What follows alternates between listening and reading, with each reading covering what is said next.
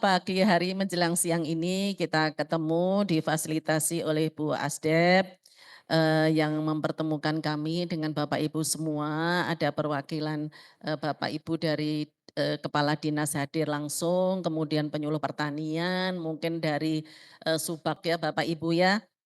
Jadi pagi hari ini kami akan menyampaikan konsekuensi atau amanat dari Inpres nomor 3 tahun 2025.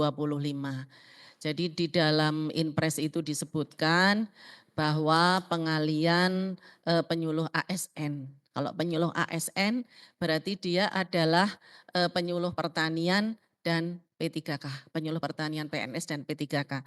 Bahkan Bu, kemarin yang CPNS formasi penyuluh tahun 2024 ini kan masuknya sebagai CPNS. Kalau sesuai aturan itu enggak bisa beralih, tapi kami negokan ke Menpan akhirnya tembus bisa dialihkan. Karena 1.600-an beralih. Kenapa? Karena kalau mereka tidak dialihkan, pada saat tahun depan PNS 100% enggak jadi penyuluh, mau jadi opo. Itu, jadi istilahnya mudorotnya lebih besar kalau enggak dialihkan. Jadi lebih baik dialihkan, kemanfaatannya jauh lebih besar. Alhamdulillah, jadi kami menjalin komunikasi intens dengan Pak Deputi SDM Aparatur, dengan, Kedeputian Wasdal BKN, dengan juga Deputi Mutasi Pak Aris, itu kita menjalin komunikasi intens. Bapak Ibu kita sampaikan, next Mbak. Ya, jadi kenapa latar belakang dari pengalian penyuluh, Bapak Presiden berkenan tanda tangan Inpres antara lain karena kalau Bapak Ibu lihat ini kan climate change ya, perubahan iklim luar biasa. Coba ini musim penghujan tapi kadang-kadang sehari panas terus. Ini musim penghujan apa kemarau gitu ya. Kalau untuk pertanian, musim penghujan ini kan waktunya kita mulai bercocok tanam ya kan. Kalau musimnya berubah-ubah, bingung kita. Mestinya sudah saatnya tanam loh kok panas terus misalnya seminggu. Memang beda-beda ininya, apa namanya, kondisi climate change itu menyebabkan krisis pangan di seluruh dunia. Bahkan tamunya Pak Menteri Pertanian itu adalah Menteri Pertanian dari seluruh dunia. Dari Belarus, dari Jepang, dari Rusia, dari apa namanya, Iran, dari Iran. Pokoknya semua bertamu ke Pak Menteri untuk mencari tips. Pak Menteri bagaimana caranya mempertahankan kondisi atau stabilitas ketersediaan pangan pada saat climate change di semua sudut dunia. Nah, jadi tamu Pak Menteri memang luar biasa, semua rata-rata Menteri Pertanian. Menteri Pertanian negara masing-masing, bahkan Menteri Pertanian Malaysia juga semua berguru ke sini. Thailand, begitu kita swasembada pangan, Thailand, Vietnam, sepi. Beras banyak, produksi banyak, tapi kita nggak impor lagi. Itu luar biasa penghematan devisa. Nah, karena kondisi masalah pangan yang mengkhawatirkan, padahal pangan itu adalah kebutuhan dasar. Coba kira-kira kalau Bapak Ibu IQ-nya di atas rata-rata tapi kira-kira 2 hari enggak buka puasa gitu gimana Pak? Udah 3 kali 3, 24, 6 kali 8, 100, udah mesti begitu. Karena apa? Perutnya enggak terisi. Kalau lapar itu saya juga kalau enggak lapar aja lapar terus. Nih, jadi ceritanya karena masalah pangan dunia kompleks, padahal Bapak Presiden program strategis beliau itu adalah ketahanan pangan swasembada, maka, arahan beliau bagaimana kita memperkuat networking penyediaan pangan. Baik itu di sektor produksi maupun sektor hilir, gitu ya Bapak Ibu. Makanya Bapak Ibu, Menteri Pertanian sekarang itu Pak Andi Amran Sulaiman di sektor hilir, Badan Pangan, kepala badannya juga Pak Andi Amran Sulaiman. Supaya apa? Kebijakan pangan itu hulu hilir sama. Khawatirnya kita produksi besar-besaran, nanti hilirnya beda kebijakan lagi. Nah, sekarang kebijakannya sama. Next.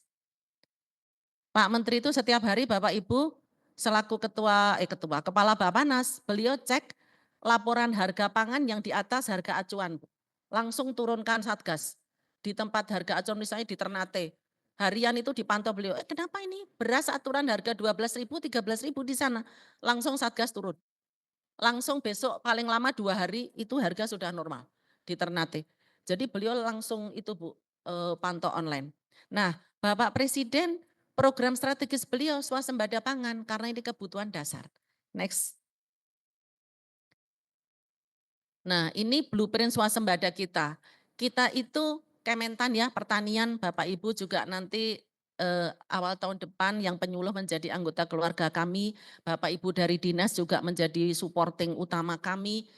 Pertanian itu Bapak Ibu saat ini dengan Bapak Presiden menaikkan apa itu, MBG ini cakupannya lebih luas ya, sekian puluh juta, otomatis kan bahan baku MBG itu apa? Nasi, beras, proteinnya, hewaninya, daging, susu, telur, peternakan, pertanian juga, apalagi tempe, tahu, kedelai, pertanian juga. Susunya, apalagi Bu, pokoknya semua bahan bakunya pertanian. Jadi pertanian ini dengan target MBG-nya Bapak Presiden yang meningkat tajam, otomatis sektor hulu pertanian itu harus mampu menyediakan itu semua. Jadi selain pasokan MBG juga kestabilan ketersediaan pangan di masyarakat. Next. Jadi program Bapak Menteri itu udah luar biasa banget deh. Bapak Ibu boleh percaya saya Pak Kapus tuh ngantornya 5:30 pagi. Jadi matahari baru begini itu kita sudah di rooftop lantai 6 itu Pak Menteri sudah duduk. Kadang kita telat duluan Pak Menteri. Pak Menteri jam 5:20 Bu, sudah pakai training, oh saya baru lari-lari dari parkiran.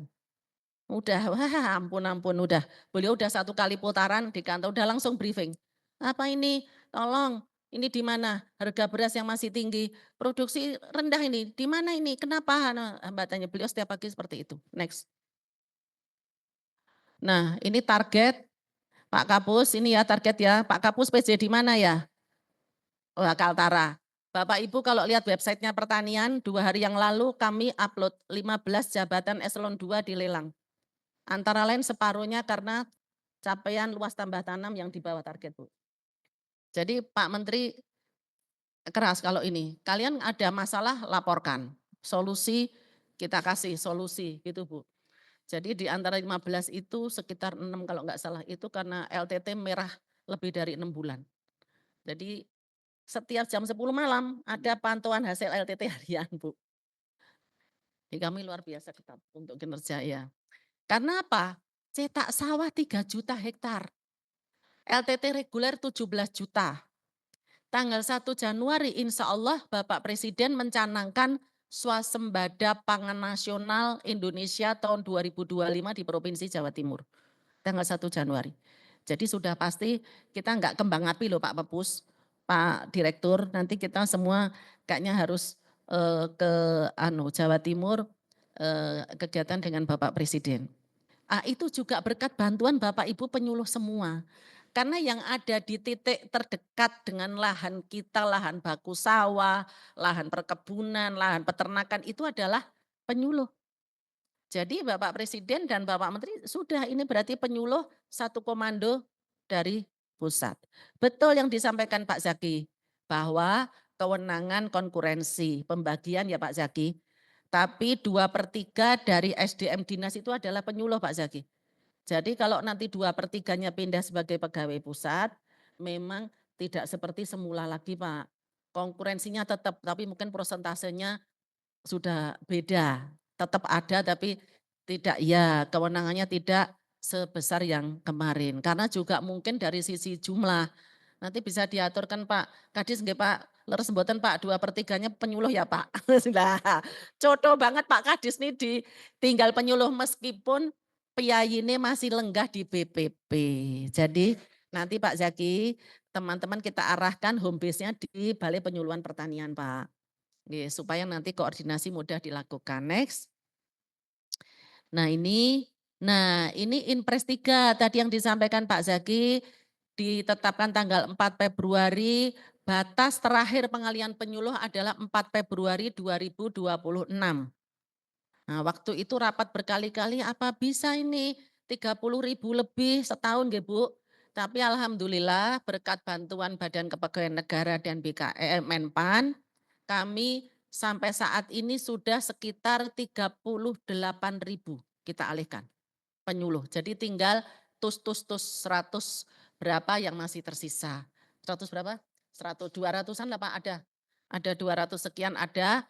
Nah itu rata-rata yang di Papua Pak memang. Di Papua atau dia ini Bu, jadi di si ASN-nya itu enggak muncul. Ini SK penyuluhnya mana ini? Dicari enggak ada. Jadi itu kita belum berani alihkan. Banyak loh Bu request dari struktural eselon 3, "Bu saya beralih, saya punya penyuluh dulu, tapi panjenengan sekarang kabid." Lah saya nggak bisa beralih. Bisa, yang penting dadio penyuluh dulu tak tarik, ya. Kalau sampai tanggal besok kami buka sekarang tanggal berapa nih Bu, Pak? 11. Sekarang imutasi lagi terbuka. Pak Kadi saya nggak apa-apa promosi ya Pak. Jadi para pejabat struktural yang pernah punya SK penyuluh hari ini dan besok imutasi BKN terbuka, Anda bisa masukkan untuk pindah jadi penyuluh. Nanti SK ditetapkan daerah tak tarik. Kenapa? Ada, nanti yang tahu orang kepegawaian Pak, nggak bisa punya akses sendiri. Jadi yang bisa buka itu dari BKP SDM, nanti di situ didaftarkan kabid siapa namanya, dialihkan penyuluh, mohon terbitkan SK pemberhentian, SK pengangkatan kembali, minggu depan tak tarik ke pusat. Tapi, nyun sewu, untuk yang baru berpikir pindah sekarang, memang gaji Januarinya agak telat. Kenapa? Soalnya amprah gaji itu maksimal tanggal 15. Jadi ada Bu, kabid eselon 3 banyak telepon saya, "Bu Karo, saya itu dulu penyuluh, penyuluh madya. Gimana ini? Saya bisa pindah?" Bisa, asal Bapak pegang SK terbaru pengangkatan kembali. Tapi nek ra pengangkatan kembali, saya disuruh narik dalam posisi kabid, ya salah aku nanti disemprit nanti. Kan yang boleh ditarik itu adalah penyuluh. "Loh Bu Karoy kok narik kabid?" gitu, meskipun dulunya punya penyuluh, ya. Jadi di instruksi presiden ini jelas, ada juga Bu yang lucu di Sumatera, ada jabatan itu penyuluh pertanian perkebunan. Itu sampai berapa puluh orang datang ke kantor kami, "Bu, kok sampai batch 3 saya nggak ditarik ya?" Saya lihat SK-nya. Loh, ini bukan yang dimaksud. Apa ciri-ciri penyuluh yang ditarik? Yang punya jenjang jabatan. Karena banyak nomenklatur penyuluh pertanian di daerah yang bukan fungsional, Bu. Penyuluh pertanian perkebunan. Loh iki jenjangnya apa? Ini staf, Bu, bukan fungsional. Jadi harus penyuluh pertanian ahli pertama kah, ahli muda kah, terampil kah, mahir kah, penyelia kah, begitu. Jadi kalau penyuluh pertanian perkebunan ndak bisa ditarik, karena itu adalah pelaksana bukan fungsional yang kita maksud, gitu nggih. Jadi Inpres nomor 3 itu Bapak Presiden menginstruksikan kepada Menteri Pertanian, Menpan, Kepala BKN, gubernur, bupati untuk mengalihkan. Jadi gubernur, bupati, wali kota juga sebenarnya tidak boleh mencegah pengalihan. Banyak Pak, awal-awal dulu Pak, semua penyuluh kami tidak dialihkan, gitu Pak. Surat ke Pak Menteri, saya bilang surat harus ke Pak Menteri. Kita nggak bisa menghalangi orang bersurat. Tapi masalah Pak Menteri terima apa enggak ya itu enggak jaminan wong instruksi presiden. Kecuali kalau yang instruksi ketua RT ya mungkin serah itu begitu ya. Ini yang instruksi presiden loh, pembina ASN, pembina tertinggi ASN di Indonesia. Jadi sebenarnya tidak pada kapasitas nolak atau tidak diterima. Kalaupun ada yang kepepet nolak Pak, dan membutuhkan jawaban kami, ada juga Pak, yang seperti Nyun Sewu, Kaltim, DKI, itu kurang apa itu tunjangannya. Bu, kami nolak, kan nggak mungkin saya terima kemarin misal 15 juta tiba-tiba turun 6 juta, kan bilang gitu. Kami nolak ini. Monggo rapindah, tapi 1 Januari 2026 Anda bukan penyuluh. Berarti apa? Statusnya kan pelaksana, staf. Nek staf ya kesejahteraan ini pakai kesejahteraan staf. Baru, oh iya ya, berarti turun, terjun ya sama juga bohong. Akhirnya ada juga Pak, yang DKI akhirnya seperti Madya. Oh kok nggak pindah? Mboten napa-napa, nggak pindah. Usianya berapa? 58. Oh ya sudah Januari Anda pensiun. Waduh Bu, nggak 60. Loh nek staf ya mana ada 60. Akhirnya pindah Pak, karena kalau nanti nggak pindah kan jadi stuck, usia sudah 58, ya akhirnya pindah. Nah, saya nggak nakut-nakutin loh, pensiun juga apa-apa saya bilang gitu. Tapi "Oh enggak Bu, lumayan 2 tahun." Ya sudah pindah. Oke, next. Nah ini Bapak Ibu, untuk menguatkan Inpres 3 2025 muncullah Permenpan 11. Di Permenpan 11 itu dijelaskan dengan gamblang bahwa penyuluh pertanian adalah jabatan tertutup, hanya bisa ada di Kementerian Pertanian. Artinya pada saat Inpres ini nanti tanggal 3 lah ya, tanggal 4 Februari 26, sejak saat itu jabatan penyuluh nggak ada lagi di Pemda. Karena ada juga Pak Zaki Pemda yang, "Nggak apa-apa Bu diambil, nanti kalau ada formasi lagi saya mau ambil penyuluh lagi." "Oh pangapunten sudah nggak boleh formasi ini." Ya sudah tertutup, gitu ya. Jadi ini memperjelas. Kemudian next, kita di Permenpan 11 juga membuka peluang, mungkin langsung aja next lagi. Membuka peluang bahwa yang dulu penyuluh itu mulai dari terampil diploma 3, sekarang bisa SMA sederajat sebagai pelaksana pemula. Nah ada ini di Tapanuli Utara, 9 orang direkrut Pemda SMA, begitu direkrut aturannya ganti nggak ada pemula. Jadi 9 orang ini terkatung-katung Pak, ini akan kita tarik di batch terakhir. Di batch terakhir, karena yang bersangkutan ini galau, sudah naik pangkat reguler 2B. Nek naik pangkat reguler 2B, statusnya enggak pengangkatan pertama, pengangkatan perpindahan, ndadak pakai uji kompetensi. Ya sudah, kalau ini dari BKN, Menpan bisa aja diskresi, dia tetap 2B tapi jabatannya pemula. Kita tarik, tapi tolong di SK-kan dulu. Saya pokoknya nggak narik kalau nggak punya bekal SK. Oh banyak juga, "Pak ini beneran Bu, nanti saya dijadiin kabid, nanti jadi penyuluhnya di Kementan." "Ya salah Pak, saya Pak nggak berani, pokoknya nah BKD-nya banyak yang nggak berani Pak, sudah. Sudah nggak berani, ngangkat-ngangkat lagi, formasinya nggak ada, pakai formasi Kementan. Saya bilang formasi Kementan masih sisa, saya minta formasi 40.600 ke Menpan. Sekarang yang ketarik 38.000 Bu. Jadi saya masih sanggup, iya. Gimana Bu ini? Bapak tanggalin Desember. Tanggalin Desember Bapak nggak usah gaji, kita yang gaji nanti tanggal 1. Jadi masih ada peluang, kami hanya buka 2 hari. Hari ini dan besok imutasi tidak masuk permintaan rekomendasi, diimutasi kami tidak bisa tarik. Karena Bapak Ibu, kita pengalihan ini tidak melihat usulan dari daerah. Tapi kita melihat data ASN nasional di si ASN. Jadi kalau si ASN-nya nggak beres, datanya nggak diupdate, oh saya pelantikan penyuluh 2 hari lalu, tapi di situ tetap operator layanan operasional, kami tidak bisa mengangkat, harus diupdate. Jadi kami membacanya di ASN, penyuluh penyuluh penyuluh, tarik, penyuluh, tarik, penyuluh operator layanan operasional, operatornya pinggir, penyuluh doang tarik gitu. Nggih, jadi bukan, "Bu, ini kita usul 15 kok cuma ditarik 13." Berarti yang 2 bermasalah. Karena banyak P3K pengangkatan tahun 2020, 2021, itu karena daerah kan P3K itu haknya sama seperti PNS kecuali karir ya Bapak Ibu. Nah ini supaya nanti Pak Zaki, Bu Asdep juga perso kondisi ini. Jadi mereka itu P3K itu di Pemda Pak, banyak yang tidak diberikan kesejahteraan sama seperti PNS. Contoh, kalau di Kementan, PNS penyuluh ahli pertama, P3K ahli pertama, itu tukinya sama.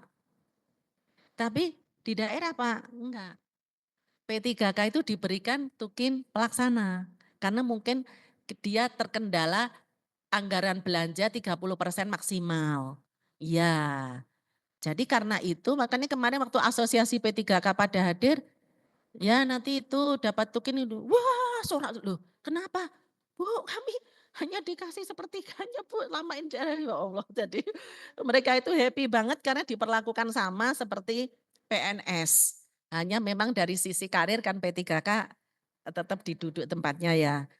Gitu Bapak Ibu. Intinya, apakah Kabid bisa balik penyuluh ini? Bisa. Bisa, tapi tolong pada saat minta pindah ke kami itu posisi SK sudah di tangan, SK pengangkatan kembali, nggih, next. Nah ini statistik, anu kami Bapak Ibu, verbal kami, next. Nah, ini awal dulu tanggal berapa itu ya, 4 Juni. 4 Juni itu kami pernah awal-awal itu kita lempar data ke daerah masing-masing untuk BKP SDM-nya nandain.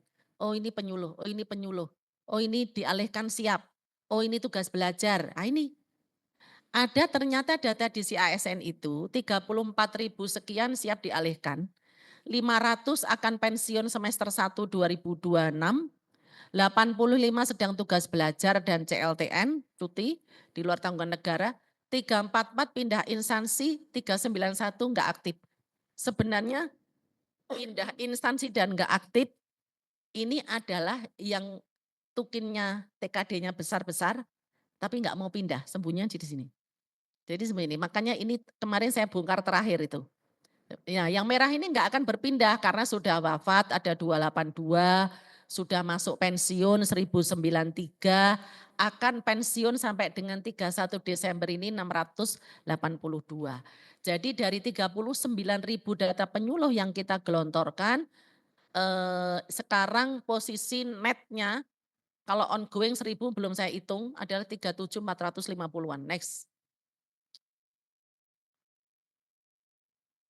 Lanjut. Oke. Nah ini data terbaru per 10 Desember 2025. Batch 1 30.318 sudah ada SK-nya ini Bapak Ibu. Batch 2 4.037 sudah ada SK juga. SK-nya semua TMT 1 Januari 2026. ASN formasi 2024 yang baru masuk ya, CPNS P3K 3.095 sudah terbit SK pengalian, tinggal SK SK TMT ya, SK pengangkatan. Jadi total net yang sudah kami tarik 37.450. Kami sedang proses batch 3 772 pegawai masih proses verbal di BKN, semoga besok sudah bisa kami pegang. Ini nanti ada tambahan 36 lagi Bu, jadi sekitar 800 batch 3.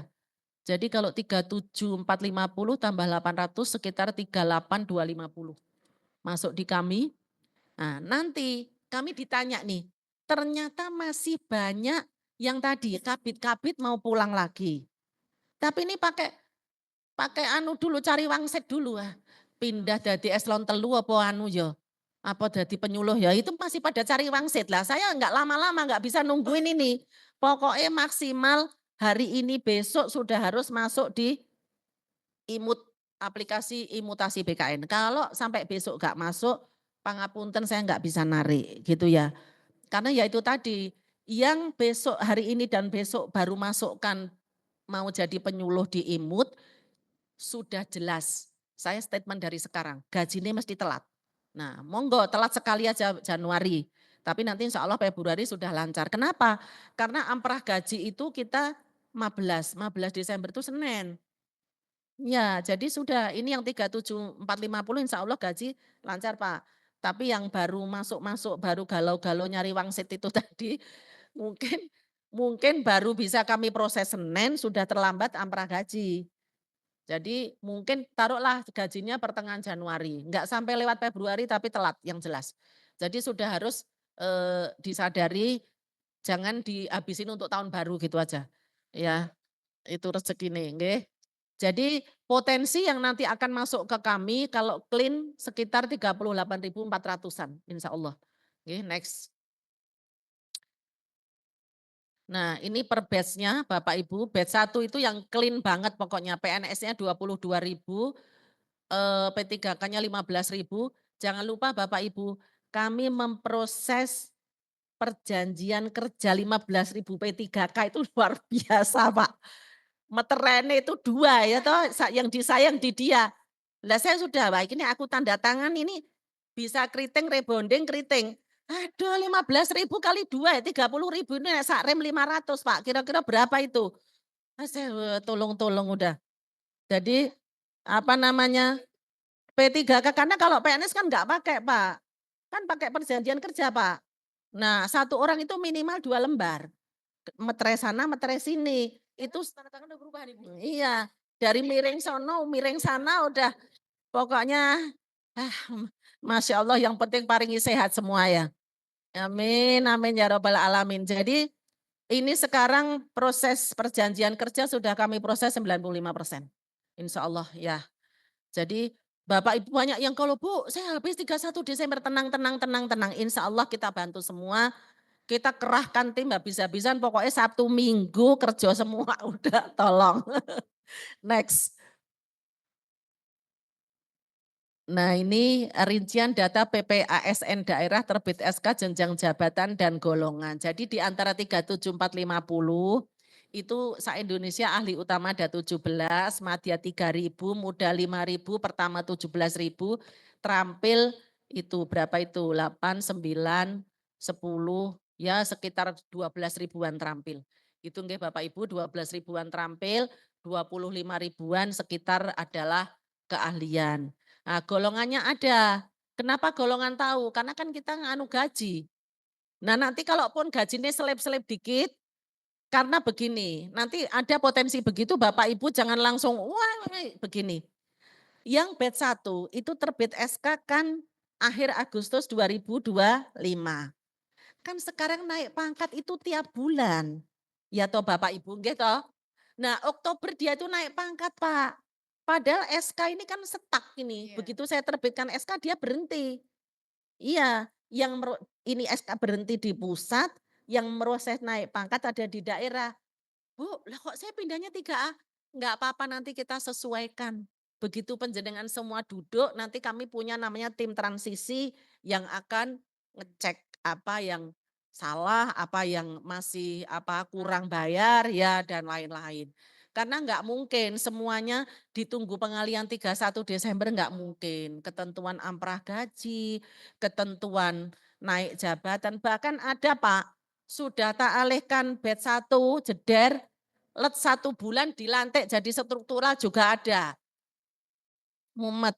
Nah, kalau itu sifatnya naik promosi Pak, eselon 3, kami enggak bisa nahan namanya promosi naik kesejahteraan, ya. Tapi memang harus ada bukti SK dan berita acara pelantikan. Nanti kami tanda tangan untuk pembatalan pengalihan. Tanpa bukti SK dan berita acara pelantikan, kami tidak bisa proses, gitu nggih. Karena itu, tapi nek dilantik podo-podo saya sebenarnya saran jangan. Penyuluh muda, oh dijadiin eselon 4, ya jangan muda sama eselon 4 itu unda-undi, ya. Bahkan eselon 4 itu cuma sampai 3D, mentok toh Pak, kalau S1 ya. Jangan, jadi minimal eselon 3 nggih Bapak Ibu, kalau penyuluh muda misalnya akan dianukan, strukturalkan. Tapi saya sudah ngunci pindah-pindah ini sudah mumet karena, "Bu, satu ini nggak pindah." "Oh alasannya apa?" "Karena, menunggui orang tua yang sudah tua." "Ya orang tua sudah tua, nggak ada orang tua masih muda." Ya toh? Ada loh Pak. Loh saya tanya, "Pak maaf, menurut Bapak, apa Bapak itu nanti kalau dialihkan tak pindah ke Jakarta?" Saya bilang gitu. "Loh gimana toh Bu? Loh kan masih di sosial." "Oh iya, tapi orang tua sudah tua." "Ya enggak apa-apa, panjenengan itu masih di situ." "Ya Pak Kapus ya." "Orang tua saya sudah tua." "Orang tua saya juga sudah sepuh." Oh sama berarti? Iya, tapi kan kita tetap, artinya kita tidak mengalihkan. Jadi penjenengan di SK-kan tetap di wilayah masing-masing.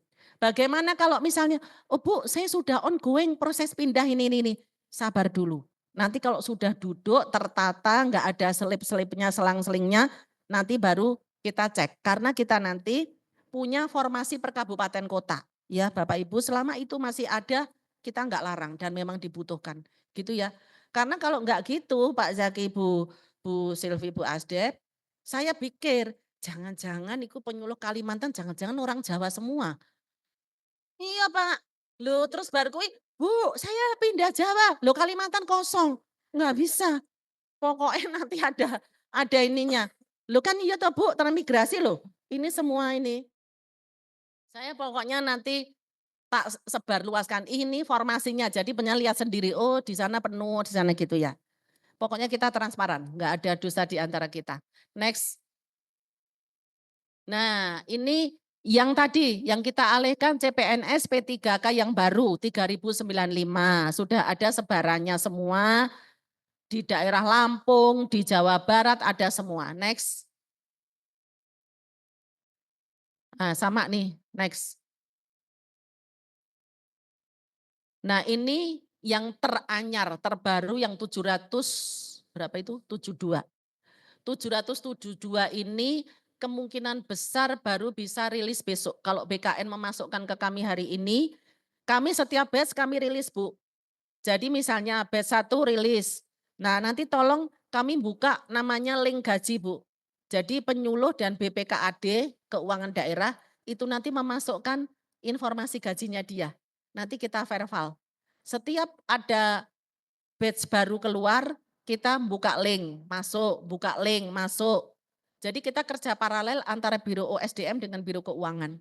Ya, ini batch 3 sekitar 772, kemarin kabarnya ada tambah 36 dari penyuluh yang PNS yang tertinggal. Jadi kalau tertinggal itu bukan karena kami ketinggalan, tapi karena data ASN-nya penyuluh itu belum update, jadi kami tidak mengenali dia sebagai penyuluh.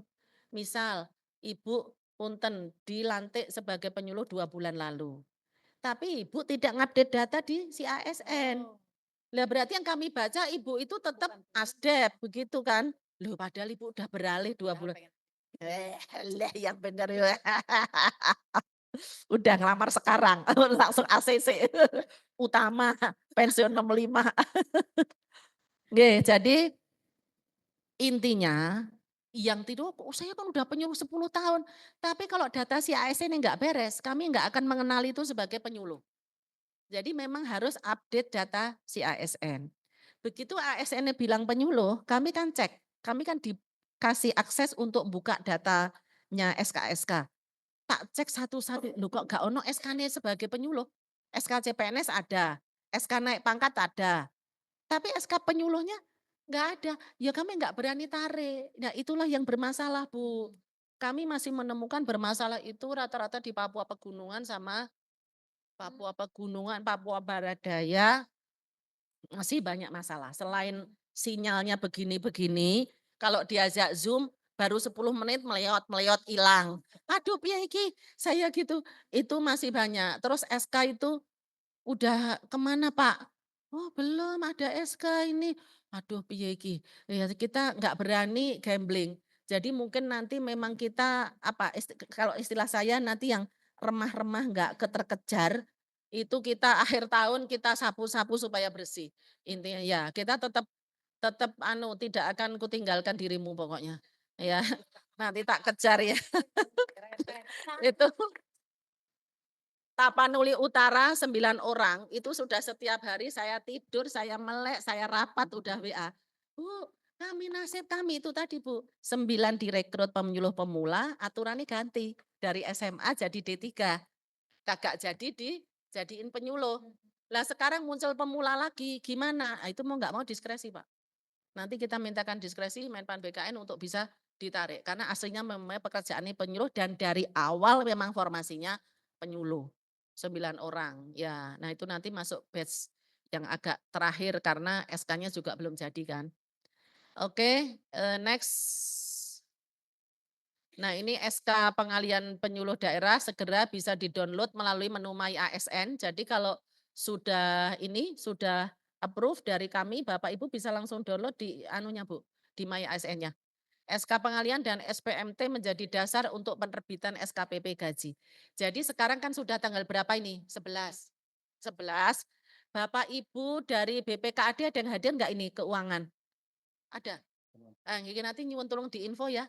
Kalau sudah hak keuangan di daerah sudah diterima semua, TKD, gaji lain-lain, mohon sudah mulai diproses SKPP. SKPP itu pembayaran selesai, jadi mulai bulan depan yang tanggung jawab Kementerian Pertanian, gitu nggih. Nah kalau SKPP itu terbit, nanti Bapak Ibu sudah menjadi tanggung jawab Kementerian Pertanian. Next.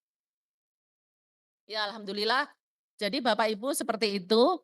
Nanti mungkin kalau ada pertanyaan-pertanyaan yang sifatnya personal, monggo, semoga bisa langsung kami respon. Terima kasih. Assalamualaikum warahmatullahi wabarakatuh.